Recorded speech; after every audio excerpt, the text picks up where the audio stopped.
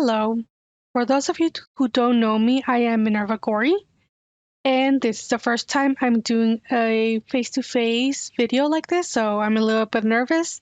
Anyway, I just wanted to let you know that I am happy that about 13 of you, if you can see here, voted about a week ago on a question I asked on which subjects we should work on going forward on making videos.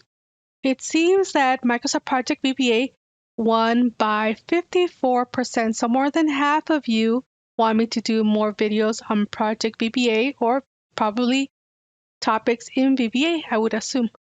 And then there was a few votes on Microsoft Project Basics and XM Project Online PWA data.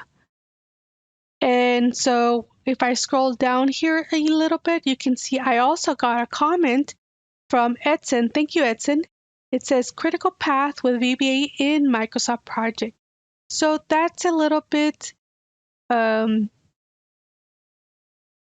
would have to think about how to do that because there's different interpretations of how Microsoft Project sees critical path, especially with if there's deadlines in the project, it does affect critical path. So I can do a simple critical path macro, and then you will have to add more code to get it to do exactly what you want, probably.